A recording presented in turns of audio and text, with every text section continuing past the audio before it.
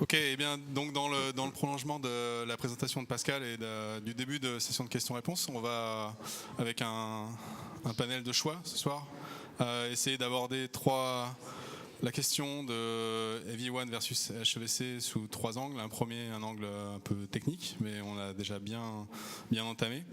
Un deuxième sous l'angle du licensing, avec les questions autour des royalties. Et enfin, le troisième sur les stratégies de déploiement et l'écosystème en général. Donc du coup, Romain, vous avez vu, nous a rejoint dans le panel. Jean-Yves de Mozilla Firefox est avec nous aussi. Thierry, qu'on ne présente plus. Fautier. Mathieu Michaud de Atem. Atem faisant partie de Alliance for Open Media. Ainsi que Pascal. Voilà donc nos 5 intervenants pour parler avec vous de ce sujet. On a un peu déjà effleuré la question, c'est le niveau de maturité de Heavy-One aujourd'hui. On est sur quelque chose qui est encore très, très jeune en termes d'encoding, en termes de décoding. Donc la question c'est, une fois que le bitstream sera finalisé, quel est le temps nécessaire, le temps réaliste auquel on peut s'attendre avant qu'on ait des décodeurs qui soient aussi rapides que ce qu'on a aujourd'hui en VP9 et des encodeurs qui soient potentiellement aussi rapides que ce qu'on a en HEVC ou en AVC.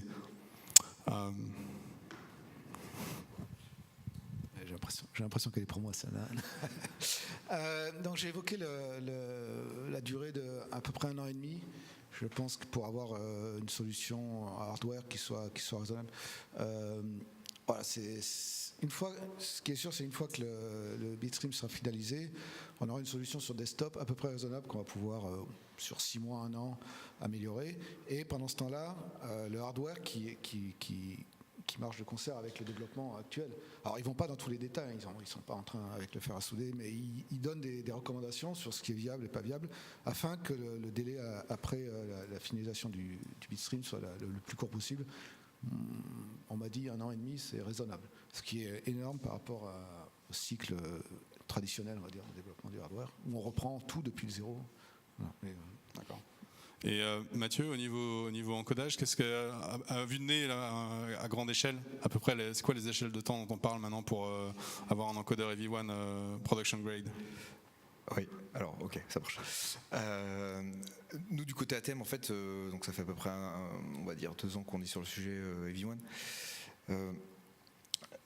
L'encodeur sur lequel on travaille aujourd'hui, en fait, on va toujours travailler d'abord sur le file, ce qui fait qu'on va être capable de livrer une version file plus rapidement qu'une version live, parce que le live a une contrainte plus importante pour proposer quelque chose de cohérent. Et on espère, une fois que le standard sera terminé d'ici la fin d'année, voilà, être très rapidement capable de proposer une version file en fait en bêta. Donc d'ici début de 2018. On aura du file de dispo et on a en termes d'encodage, on est sur un horizon 6 mois, 9 mois après le file de pouvoir proposer du live. D'accord, donc fin 2018, début 2019. C'est ça. Ok. J'ai oublié de préciser, à la fin du slide, c'est passé un peu vite, mais on offre aussi dans le package une version pour l'hardware en Verilog aussi, afin que les gens puissent très rapidement essayer le codec en fait. Ça va avec en fait, développer en parallèle. Et Jean-Yves, côté Mozilla, donc comment vous travaillez au niveau du développement du décodeur? Vous redéveloppez from scratch de votre côté, ou vous vous basez sur une base de code fournie par AOM, ou comment ça se passe? Alors pour l'instant, nous n'utilisons que libaom, que nous avons intégré il y a quelques semaines. Donc on se base uniquement sur le travail fourni sur le projet commun en fait. On ne développe pas séparément un décodeur. D'accord. Et en termes de performance, donc tout à l'heure tu évoquais que l'objectif c'est de fournir 25 à 30% d'amélioration par rapport à VP9 et HEVC. Est-ce qu'on est encore loin de ça ou pas? Non, en fait c'était plutôt dans les eaux de 40-50%, c'est vraiment l'objectif déclaré. Et là on est à 20-25%, ça dépend des contenus, jusqu'à 30-35%. Donc il nous manque encore 10-15%. qu'on espère gagner. Alors comme je l'ai dit, dans la queue, il y a encore une quinzaine d'outils qu'on n'a pas encore finalisés. Il faut savoir que les gains, en fait, vous ne gagnez pas 10% comme ça en vous levant un matin, enfin, sauf si vous êtes vraiment très chanceux. Et ils sont, en fait, pour gagner les 10% ou les 20% qui restent, il faut gratter 1% par-ci, 1% par-là. C'est un travail qui est assez long, mais petit à petit, en fait, on arrive donc il nous reste 15 à peu près, même 20 ou 30, on va dire, viables. Expérience viable pour essayer d'aller gratter comme ça les 20% qui nous manquent. D'accord, donc il va falloir travailler sur les optimisations des process qui ont été définis, quoi. Oui, puis en fait, il y a des fois où on ne sait pas. L'encodeur, il faut qu'on n'arrive pas à écrire un bon encodeur tout de suite parce que l'espace de recherche est tellement grand qu'on ne sait pas si au final ça va vraiment marcher. Puis d'un coup, on s'aperçoit que oui, en essayant plus fort, on arrive à trouver finalement, ou simplement en ayant des meilleures heuristiques, on arrive à faire vraiment marcher un outil qu'on avait considéré comme moyen avant. Et finalement, pour un certain type de contenu, ça marche vraiment. Et là, bon, ça prend du temps. On ne sait jamais tant qu'on n'a pas poussé à fond la recherche à l'encodeur. D'accord, et tu disais au niveau du décodage hardware, ça va prendre du temps parce que il y a un horizon en fait d'environ 9 mois, 1 an avant de proposer un toolkit existant. La question c'est, est-ce que dans une étape intermédiaire, le décodage en pur software, c'est vraiment une option réaliste, par exemple sur les mobiles, ou est-ce que ça va être trop difficile en termes d'impact sur la batterie, ce genre de choses? Ça risque de prendre un certain temps quand même pour avoir quelque chose de viable sur les mobiles. Ça dépend des résolutions. Là où on travaille beaucoup sur les captures vidéo, par exemple sur caméra, ça risque d'être plus rapide. Mais pour ce qui est haute résolution, des choses comme ça risque de prendre plus de temps. Le focus au début, c'est sur le décodeur desktop, parce que comme j'ai dit, il était pour l'instant 3 fois plus lent. Il faudrait au moins arriver à 2 fois plus lent à un horizon de 6 mois. Et après passer aux autres plateformes progressivement, enfin en parallèle passer aux autres plateformes, sachant que ça risque de prendre plus de temps en fait. D'ailleurs, même question pour Thierry sur HEVC en software only. Est-ce que c'est vraiment une option aujourd'hui sur mobile? Non. Si vous regardez la spec, donc la nouvelle spec Apple HEVC, on vous explique que décodeur hardware c'est sur 6S et après, et avant c'est en software, donc tu vides ta batterie en 1 heure. C'est pas mal déjà. Oui, c'est intéressant. Ouais. Donc je pense que je peux te faire un petit épisode quand même. Voilà, un épisode. Tout ce qui est software sur mobile, c'est non. Tablette, oui, c'est possible puisque la batterie, elle est essentiellement sur le display. Donc il y a des très très grosses batteries. Donc mobile, c'est hardware, tablette possible. Le desktop en software. Alors juste pour challenger un petit peu nos amis de AV1, le décodeur HEVC est plus rapide que le décodeur H264 en software parce qu'il y a moins de bits à traiter pour la même résolution. Donc ça, c'est à mon avis intéressant, où là vous avez un codec qui est arrivé et qui n'avait aucun impact sur la plateforme. Par contre, JVET, pour ceux qui veulent faire encore du MPEG, le décodeur il est 10 fois plus lent que le décodeur HEVC. Et là, je pense qu'il y a encore beaucoup d'années de développement. Mais bon, ça c'est l'histoire de quels outils vous utilisez. Donc juste pour faire un peu de publicité, JVET est à peu près au même niveau que AV1 en termes de performance de compression, mais je pense qu'on est très très loin du temps réel aujourd'hui. Et les histoires de brevets, je ne commenterai pas. Non, c'est la deuxième partie. Hein. Oui, mais alors là, c'est... Non, on va rester soft. Mais tout à l'heure, on parlait d'encapsulation. Comment ça va se passer avec AV1? Est-ce qu'on va pouvoir faire comme avec VP9, on va pouvoir faire du ISO BMFF avec la nouvelle spec? Comment vous abordez le problème, Mathieu, par exemple, en ce moment? Vous faites du WebM ou plutôt du Dash standard, ISO? Comment ça se passe? Alors aujourd'hui, en tout cas... Sur les specs qu'on valide avec AOM, on est sur du bitstream TS. Donc là, on est sur de la compliance TS pure. Donc aujourd'hui, en termes d'ABR et d'adaptive bitrate, on n'est pas dessus tout de suite parce que il faut d'abord que le test fonctionne avant d'aller voir plus loin.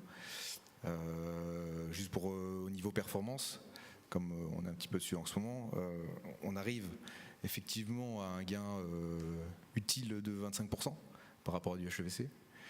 On va plus loin avec certains tools qui ne sont pas encore acceptés par le consortium, mais voilà, il y a des tools qui sont acceptés toutes les 2 semaines environ dans le comité, donc on a bon espoir d'arriver plus loin voilà, d'ici quelques mois.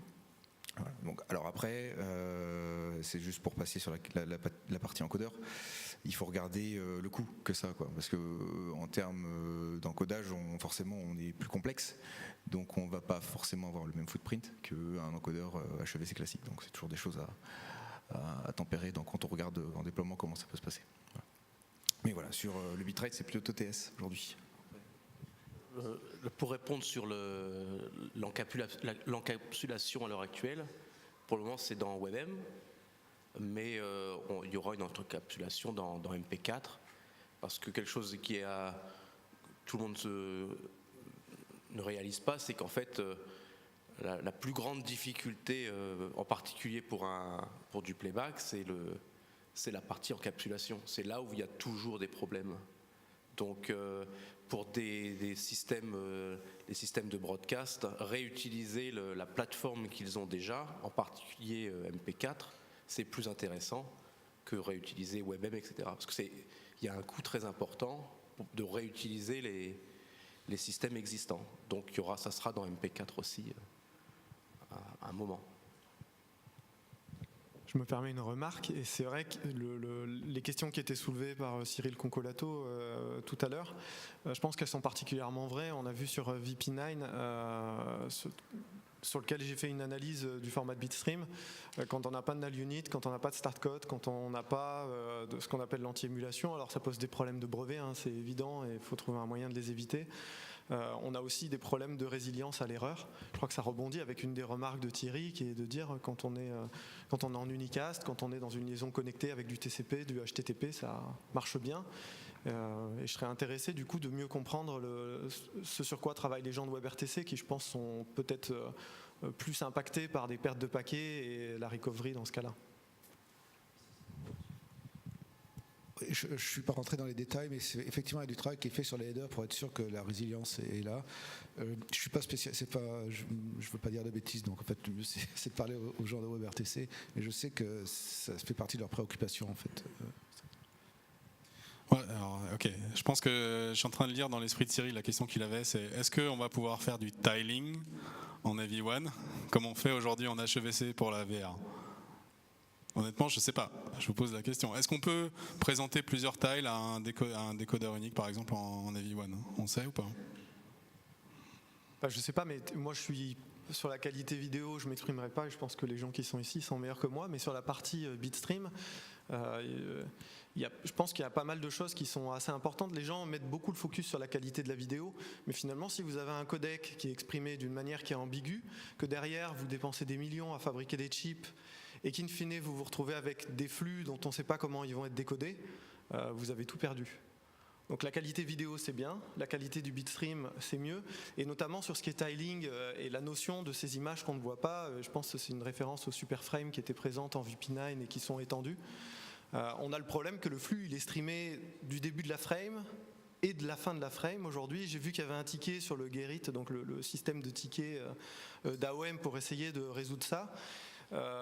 Et comme on n'a pas de séparation des frames, quand on demande de streamer par l'arrière, ce sont des choses qui font difficilement sens aujourd'hui pour des gens comme nous qui fabriquons des multiplexeurs et qui sommes donc côté système et qui avons, quand on multiplexe, à séparer les frames ou les tiles les unes par rapport aux autres. Merci. Ainsi s'achève la partie technique de la table ronde. Est-ce qu'il y a des questions à ce stade avant qu'on enchaîne sur la partie licensing? Cyril.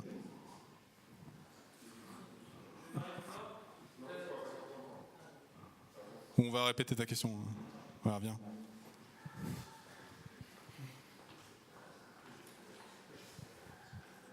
Ma question elle est sur la partie technique, mais plutôt sur la partie standard. Enfin, on a parlé du fait que il y avait l'aspect technique, l'aspect high-level syntax, mais j'ai une question un peu plus sur la pérennité de ce nouveau codec.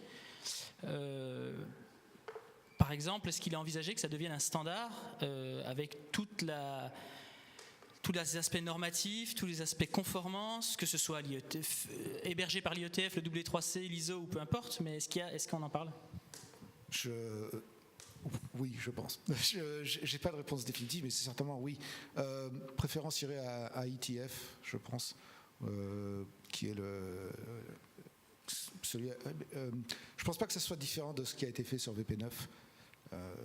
Il n'y a pas de raison qu'on change. Après, les détails, il y a eu un draft là-dessus. Ça n'a pas été standardisé façon MBEG, c'est sûr. Mais si on devait aller vers des spécifications, on irait plutôt vers IETF, je pense. Je ne pense pas me tromper beaucoup en avant ça. Après, je ne veux pas dire de bêtises, mais oui, il y a tout intérêt à avoir un standard. Il ne faut pas que ça soit bloquant du processus de développement tel que je l'ai décrit, en fait, où un standard, c'est plus lourd, sans effectivement mettre les gens devant le fait accompli, dire voilà, on a fini, oui ou non. On aimerait avoir du feedback, notamment sur des points qui pourraient achoper, comme l'encapsulation, tout ça. C'est en ça qu'est utile d'aller vers un standard. Donc oui, après quand, comment, je ne veux pas m'avancer là-dessus. J'aimerais quand même rebondir sur la remarque. Une des choses justement, ce qui s'est passé sur VP9, c'est que le codec a été développé, je pense, par une team assez compacte. Et puis a posteriori, donc il y avait un schéma hardware qui avait été fourni gracieusement par Google pour aider au déploiement de VP9, ce qui était super. Et puis il y a des gens qui ont demandé une spécification un petit peu plus formelle qui a été faite par une société britannique qui s'appelle Organ Design. Et aujourd'hui sur AOM, et moi c'est une des choses qui me fait tilter, la base de code est expérimentale. Il y a un certain nombre de points qui sont d'ailleurs, moi je l'ai vu parce que j'ai regardé le tracker, c'est là aussi que je vois les choses, je ne peux pas venir et voir tous les problèmes d'un coup. Et il y a des problèmes qui sont assez importants et la spec doit être écrite à partir de la base de code. Donc si la base de code n'est pas dans un bon état, on peut se dire que la spécification prendra plus de temps à être élaborée aussi. Oui, je suis d'accord. C'est tout à fait perfectible à ce niveau-là. Je ferai remonter l'information, mais oui, on le sait. Ça va prendre du temps à corriger les mauvaises habitudes, mais c'est vrai qu'il faudra faire mieux à ce niveau-là. Je suis d'accord. Alors, je ne pense pas qu'à l'heure actuelle, l'optimisation du code ait été une priorité. On n'en est pas encore là. Si c'est quelque chose qu'on regarde beaucoup, parce que quand on développe comme ça à beaucoup d'entités, c'est important d'essayer de prendre des bonnes habitudes au début. Je ne dis pas qu'on a été totalement exemplaire, mais on essaie de ne pas laisser les choses glisser, en fait, parce que ça se paye plus tard. Je sais que nous, on a discuté de vraiment se concentrer sur l'amélioration des performances vers septembre, octobre de cette année. Et en parallèle, par exemple, on a tous les tests qui tournent sur Jenkins pour chaque commit. On a monté le niveau des flags de warning, d'erreur, tout ça au maximum qu'on pouvait pour essayer d'éviter d'avoir des glissements comme ça dans le code. C'est pas la recette magique, mais ça aide à essayer de cadrer le développement, en fait. Un des exemples, peut-être, c'est pas une question de rapidité, c'est vraiment une question de méthodologie. Aujourd'hui, il y a 2 branches de code séparées pour le 8 bits et ce qui est supérieur à 8 bits. Et il se trouve que les 2 versions, donc sur la version supérieure à 8 bits, on peut se restreindre à 8 bits. Très bien. Et quand tu exécutes les deux, tu n'as pas les mêmes résultats. Et moi, je trouve que ça me pose un problème conceptuel qui est derrière, qu'il y a des gens qui vont faire du hardware, qui vont considérer ce logiciel comme étant un logiciel de référence et qui vont rencontrer ce genre de problème. Je suis d'accord que dans la phase finale de freeze de l'aspect, il faudra faire une grosse passe sur le code, on en est conscient, pour ne pas avoir ce genre de surprise. Il a grossi de manière organique, on va dire. Sur certains, comme je l'ai expliqué, des fois les expériences sont vraiment... le code est jeté, après on essaye de le régulariser, et des fois il reste des gros if dev partout qui font qu'on a des combinaisons, par exemple, d'expériences, on sait qu'elles ne marchent pas ensemble, parce que l'une est venue après l'autre, et on passe des fois du temps à essayer de les refaire marcher ensemble, ça prend du temps, mais on en est conscient, je suis d'accord. En tout cas, je suis content de voir qu'il y a des choses qui sont faites, parce que c'est vrai qu'on parle beaucoup de qualité vidéo, et derrière, il faut aussi qu'au niveau système, ça se passe bien. Dans l'hypothèse où ça marcherait bien, on pourrait le déployer et donc on se confronterait probablement à des problèmes de licensing. On a vu là, il y a eu le gros mouvement d'Apple qui supporte maintenant HEVC officiellement sur iOS et sur macOS High Sierra. Est-ce que ça prouve, Thierry, qu'au final, tous les problèmes de licensing HEVC qui ont fait les choux gras de streaming média depuis 2 ans avec Yann, en fait, au final, ces problèmes-là n'existent pas vraiment, qu'au final, aujourd'hui, finalement, en tant que service provider ou content provider, les seules fees que j'ai à payer, c'est les fees pour la mise à disposition du contenu, mais que finalement, ce licensing pour les décodeurs, finalement, il est pris en charge par les gens qui fabriquent le hardware et qui fabriquent les OS, et qu'au final, finalement, HEVC, c'est pas vraiment un problème, c'est pas un frein, le licensing n'est pas vraiment un frein. Qu'est-ce que t'en penses ? Premièrement, je ne suis pas avocat.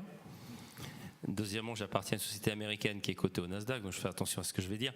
Le commentaire que je peux faire sur Apple, c'est Apple a réussi à trouver des termes pour pouvoir licencier la technologie HEVC. Comme vous le savez, Apple, c'est la première société électronique dans le monde qui fait de la vidéo, qui décode de la vidéo. Donc je pense qu'eux, ils ont un leverage que d'autres n'ont pas. On ne connaît pas les termes avec lesquels Apple a négocié. Ce que je pourrais dire, c'est que les opérateurs, quand vous leur dites « je n'ai pas Apple », c'est pas la peine d'aller leur parler. Parce que je pense qu'il y a plus de 50% du trafic vidéo en streaming OTT qui tourne sur Apple. Malgré le fait que leur part de marché en mobile soit de 15%. 15%, voilà. Mais aujourd'hui, vous regardez les applications... Enfin, tu veux nous donner des chiffres sur... Il ne veut même pas nous donner les chiffres, ça doit être plus que ça. Je pense qu'Apple, c'est quand même un point important, mais Apple n'a pas résolu les problèmes pour les opérateurs, les caps dont on a discuté, les gens qui ne sont même pas dans les pools. Je prends l'exemple de Technicolor, qui est bien connu pour ça. Donc je pense qu'il va y avoir encore des discussions sur le licensing d'HEVC. Et est-ce que tu penses que ce qu'on a évoqué depuis un certain temps, qui était de dire que Everyone va être un moyen de faire pression sur les patent pools pour qu'ils révisent à la baisse leurs prétentions, est-ce qu'au final ça va arriver ou au final ça va rien changer et juste ça va continuer, on va dire, comme d'hab? Je pense que ça va influer. On l'a vu sur VC1 avec H264, mais je pense, d'après ce que je vois, le momentum des V1 existe. Il y a des gens qui vont partir sur EV1 et qui vont ignorer HEVC. Mais parce qu'il y a un mais. Il y a quand même 2 milliards de devices HEVC qui sont prêts à décoder. Et je pense qu'il n'y en a pas beaucoup en AV1 pour le moment. 2 milliards, pas 2 milliards actifs et 2 milliards potentiellement activables. Voilà, qui supportent HEVC. Donc ça, c'est un leverage qui est énorme. Donc quand AV1 va arriver, il va y avoir l'écosystème Apple, YouTube, Netflix. Donc il y a des gens qui vont dire, voilà, AV1 marche.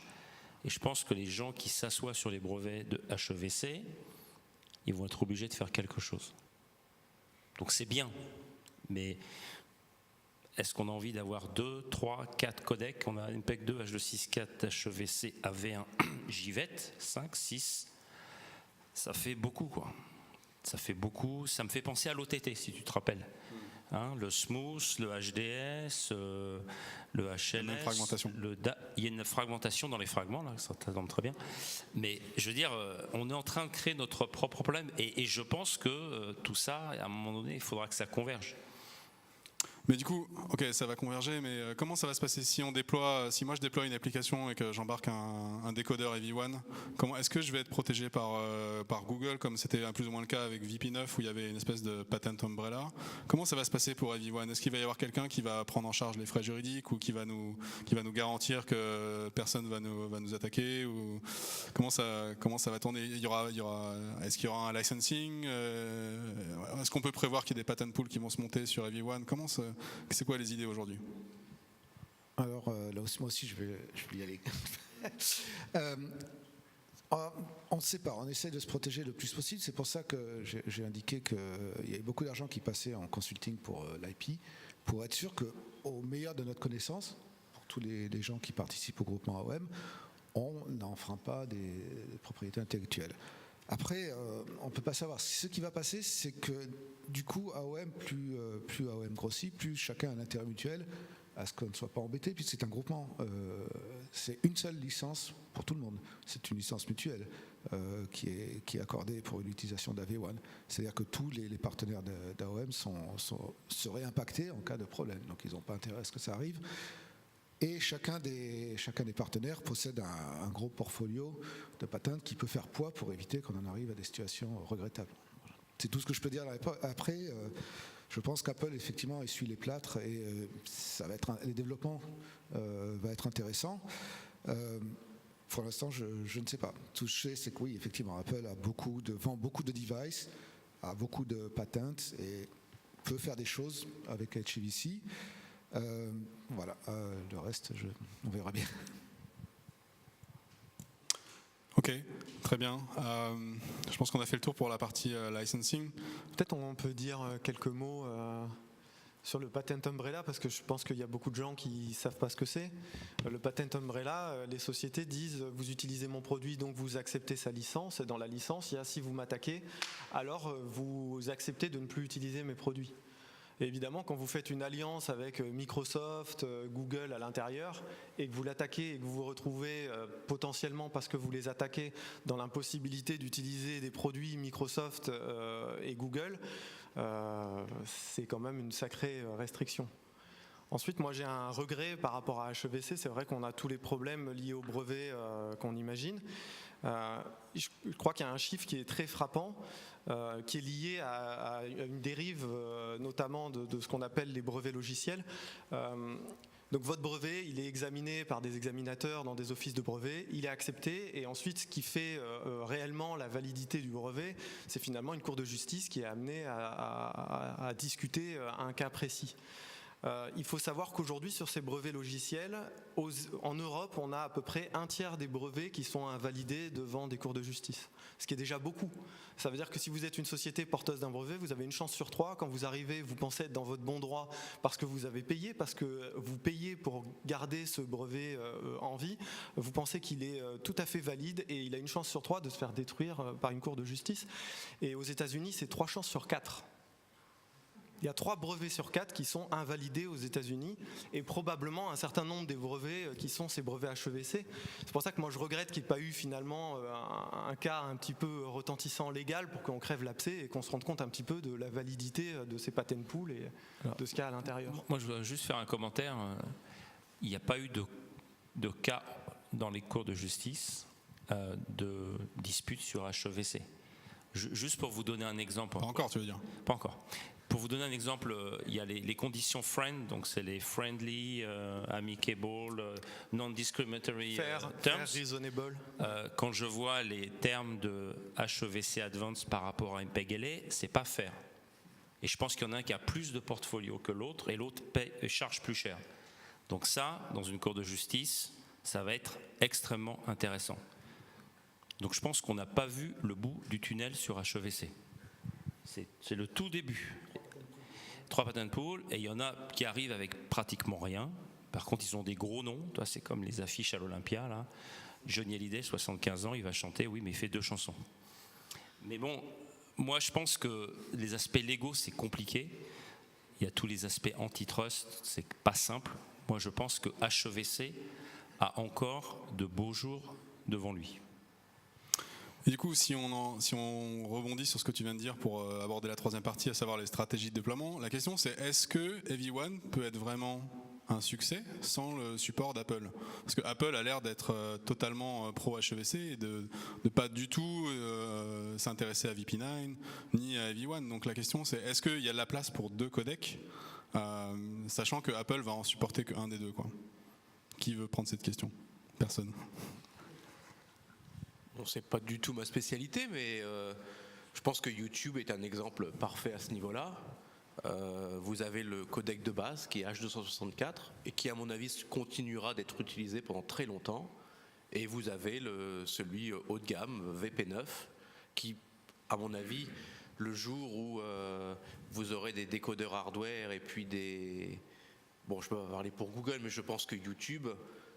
Ils feront un jour, ils switcheront du VP9 à AV1, donc vous auriez peut-être AV1 et H264.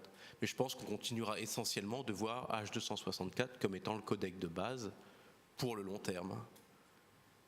En particulier parce que sur des browsers internet, vous prenez Chrome, vous prenez Firefox, c'est quand même un gros morceau. En tant que web browser, vous aurez H264 et je pense pas qu'il y aura H265, enfin HEVC. Enfin, en attendant, pour nous, Mozilla, nous serons les derniers à faire HEVC Et on ne fera pas ça un jour avant que Chrome ne le fasse. Donc espérons-le jamais. Question, justement, on parlait de VP9. Globalement, c'était quand même assez laborieux pour que VP9 crée un écosystème. Il n'y a pas vraiment eu un engouement phénoménal. Il y a eu YouTube qui l'a poussé, mais au final, ça n'a pas été un succès industriel. La question, c'est peut-être pour Mathieu, comment est-ce que AOM change la donne et peut faire mieux en termes de développement d'écosystème que ce qui a été fait autour de VP9 pour Everyone? De notre côté, on a rejoint AOM parce que justement le consortium était plus large que sur VP9. VP9, c'était Google centrique un peu, alors que AOM, on a les GFA, enfin Google, Facebook, Amazon, sans le A de Apple. Et par rapport à ça, on pense qu'il y aura une adoption qui sera plus large, avec Facebook qui commence à faire du Live TV, avec Amazon et ses services de VOD, avec Google, qui certainement essaie de retransformer cette VP9.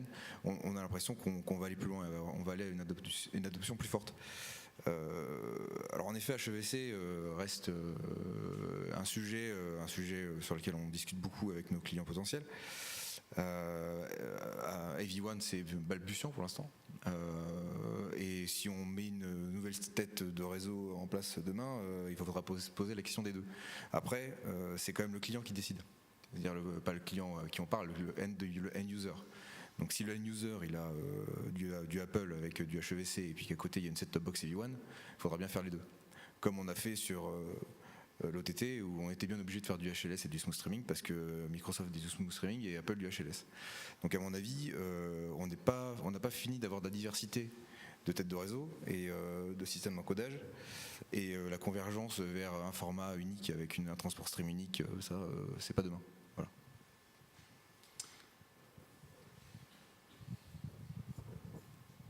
Je voulais juste signaler que pour VP9, au niveau de l'écosystème, il faut voir aussi que l'introduction de VP9 a tiré l'écosystème, je pense, avec des problématiques qui ont l'air d'être très YouTube-centriques, mais qui au final ont fait monter les résolutions, les débits. Par exemple, YouTube, on a beaucoup travaillé sur le rebuffer, qui est le petit trou que vous voyez, pour essayer de minimiser ça. On a beaucoup travaillé dans VP9 pour que le temps de rebuffer décroisse. Et c'est quelque chose comme ça, c'est des apports technologiques qui ne sont pas forcément visibles, mais qui en fait, je pense, ont tiré le marché de manière sensible pour YouTube, d'accord, mais je pense aussi globalement, et je pense pouvoir dire que ce sera a priori la même chose pour Everyone, puisque YouTube l'utilisera tout de suite en fait. Non.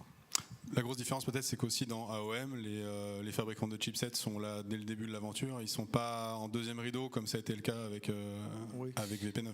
Et oui, et il ne faut pas oublier tout l'écosystème des mobiles avec Android, tout ça, qui est aussi une grosse partie et qui sera dans le train avec tout le monde. Bien sûr. Thierry ? Je vais juste faire un point rapide sur les devices, donc les set-top box IP à 50 €, les connected TV, les mobiles, ça va pas être simple quand même d'équiper tous ces devices. Il y a des pipelines de chips qui rentrent ensuite dans des boîtes, qui rentrent dans des cycles de release. Je pense que il va falloir pas que Broadcom. Qualcomm par exemple, c'est un nom qui est pas sur la liste. Ces gens-là, ils font quand même une grosse part de marché sur les devices mobiles. Les set-top box commodity qu'on achète, les Fire TV et compagnie, il y en a de plus en plus. Je sais pas, il y a quelqu'un d'Orange qui nous montre son HDMI dongle, je suis pas sûr qu'il supporte Everyone, quoi. Et pourtant, il va être réalisé bientôt. Prochaine génération, Martin, non ? Ouais, tu peux le montrer là. Mais ce que je veux dire, c'est que c'est important d'avoir un écosystème. Je pense que c'est ça qui, moi, me fait encore espérer sur HEVC, c'est qu'il y a quand même beaucoup de devices qui sont dans la nature. Et je sais que les gens des browsers n'aiment pas HEVC, très bien, mais il y aura peut-être un moyen de s'entendre. Je veux dire, il y a eu des termes avec HEVC Advance qui donnent des licences gratuites pour le software installé après. Il y a plein de possibilités. Je pense que vous ne parlez pas assez à ces gens-là. Je pense qu'il y a quand même Je voudrais nuancer ce que tu viens de dire, Thierry, sur l'accélération hardware. Je pense que c'est effectivement essentiel qu'on ait de l'accélération hardware. Après, ce qu'il faut voir, c'est qu'il y a une différence entre avoir un codec qui est géré intégralement par du hardware et avoir un CPU qui intègre des accélérateurs qui peuvent faire le décodage arithmétique, avoir les transformés de type DCT, etc. C'est ce qu'on a vu. On a vu Intel avoir cette approche hybride récemment. Oui. Et j'ai oublié de signaler, c'est peut-être passé un peu vite dans les slides, qu'on se préoccupe aussi beaucoup des GPU pour la parallélisabilité, qui est une commodité beaucoup plus dispersée qu'un chip dédié pour le décodage.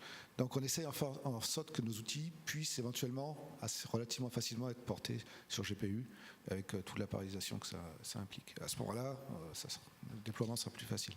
Exactement, je pense que ça accélère de déploiement et je pense que cet argument, du coup, par rapport au set-top box, il permet de se dire que finalement, c'est vrai que redéployer des set-top box est extrêmement complexe, mais si on a un certain nombre de briques reprogrammables qui font de la DCT, etc., on peut partiellement alléger le poids du décodage qui pèserait sur un CPU seul.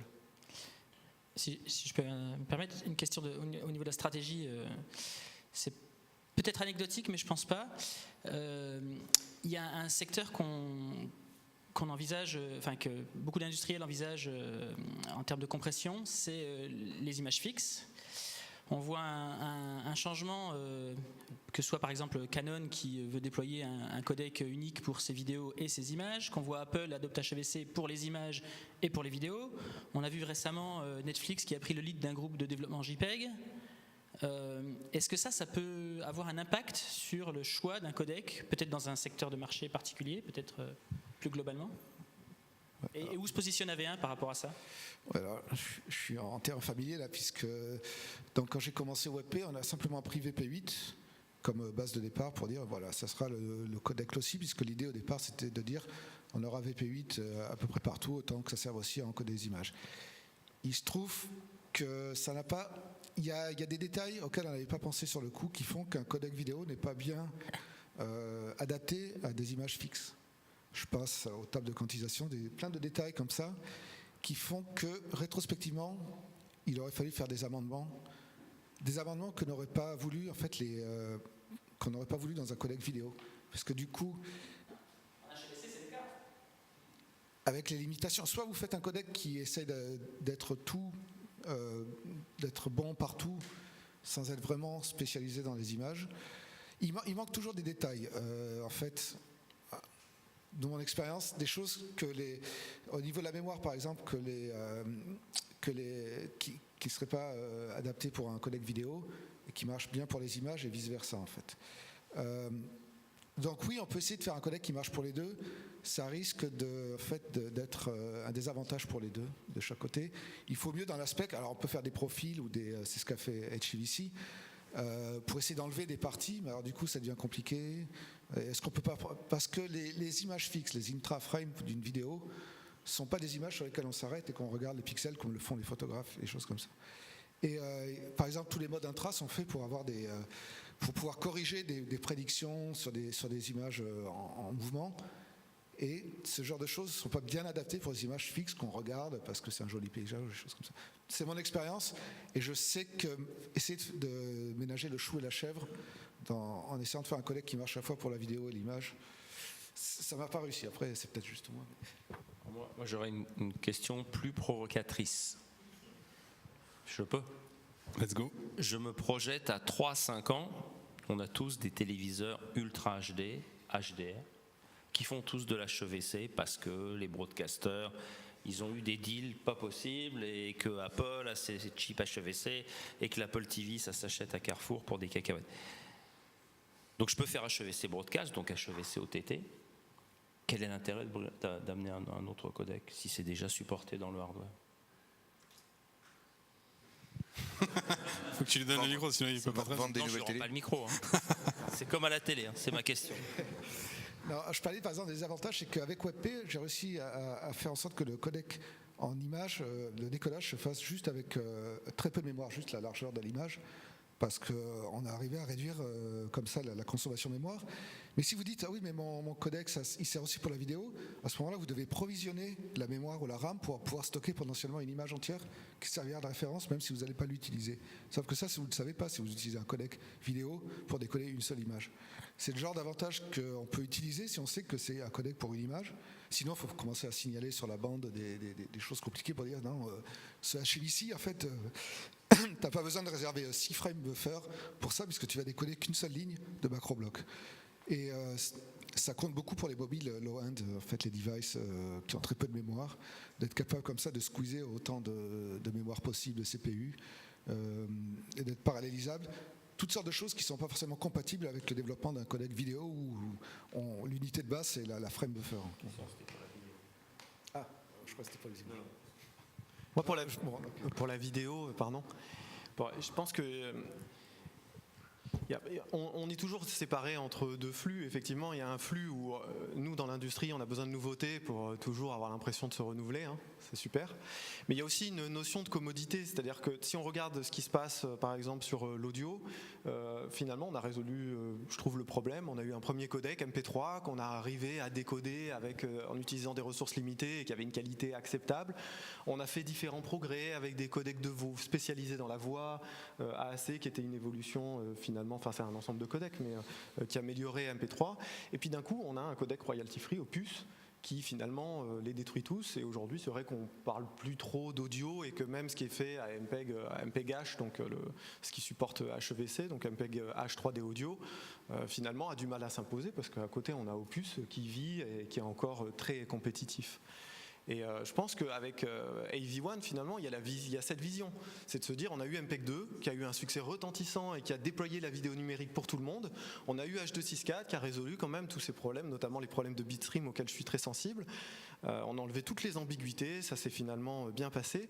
Et puis, on pourrait avoir ce codec réel, AV1, qui serait un codec royalty free qui résoudrait notre problème.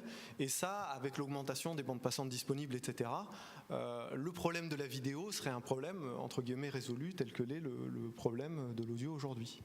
Bon, en tout cas, c'est une vision. Je pense qu'on en est encore, c'est peut-être un petit peu tôt, mais peut-être on aura un AV2 ou un AV3 qui résoudra le problème.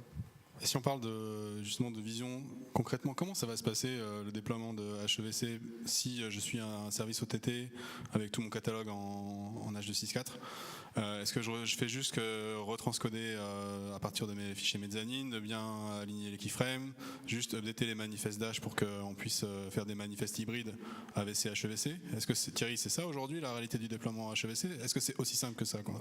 Moi, sur la VOD, je pense que c'est un petit peu ça qui était poussé par iOS 11, c'est-à-dire le mix and match qu'on a défini dans Dash dans le 3.2, c'est la même idée. C'est AVC, on garde des assets, HEVC, on augmente les résolutions et donc on donne en HEVC plus de résolution pour le décodeur qui a la capacité de faire HEVC. Et l'idée, effectivement, c'est de pouvoir faire des hybrides.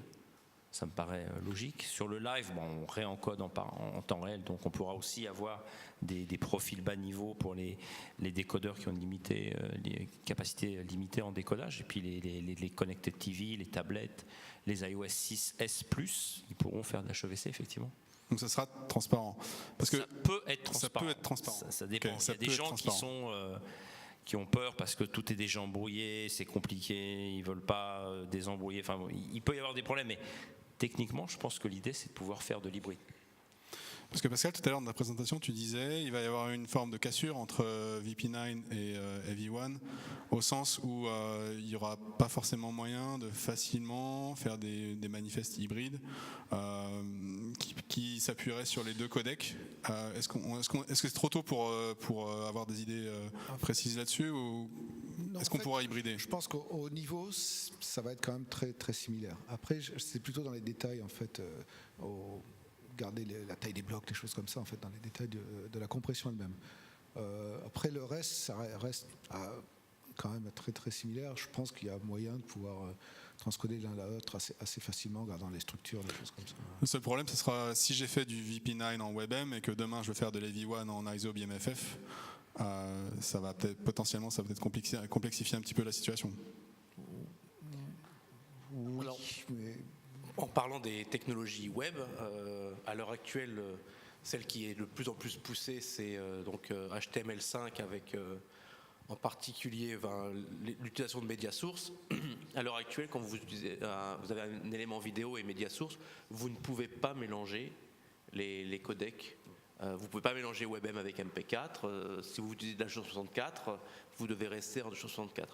Maintenant, ça, c'est en cours de discussion et on pourra. Je ne pense pas que ça va durer très longtemps. Google a déjà présenté un bug sur les spécifications et médias sources, par exemple. Vous pourrez commencer une vidéo en H264 et continuer sur le segment suivant pour qu'il soit en H265. Ou, dans MSE2. Dans MSE. De 0, enfin V2. Ou... Ça va venir. Donc il y aura la possibilité techniquement d'avoir une. On peut imaginer que ça soit en VP9 pour tout ce qui est résolution jusqu'à tel truc, et puis AV1 pour autre chose. Parce que c'est pas HEVC. Sounds good. Peut-être encore une ou deux questions de la salle avant de conclure ce débat, s'il y a encore des questions qui n'ont pas été traitées. Merci. Juste pour ce qui est immersion totale avec des casques et réalité à 360, est-ce qu'il y a des choses qui améliorent avec AV1 ? Est-ce que c'est un sujet ? Parce que par exemple, moi je me souviens en 2006, Atem avait lancé du streaming sur Roland Garros. Directement, on encodait depuis Roland Garros, c'était distribué par Free, je crois, derrière.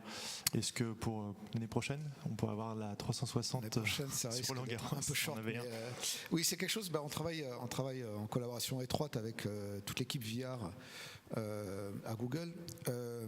C'est des choses qui sont. Parce que, par exemple, on a sorti la caméra Jump qui enregistre avec plein de caméras en cercle cylindrique. Et oui, on travaille avec eux pour être sûr qu'on n'oublie pas ce cas d'application-là. Un autre domaine intéressant, c'est le Lightfield aussi, qui fait une grosse consommation de streams, plus ou moins qui se ressemblent presque, mais qui sont un petit peu différents. Et on a des moyens de compression, on garde un œil dessus pour être sûr que ça soit raisonnablement efficace dans ce cas d'application-là aussi. Donc la compression Lightfield, c'est quelque chose qu'on garde en vue, certainement. Allez, une dernière question et après on peut aller boire. Ou alors vous avez vraiment très très soif et on s'arrête là ? Ok. Messieurs, merci beaucoup. Merci à vous.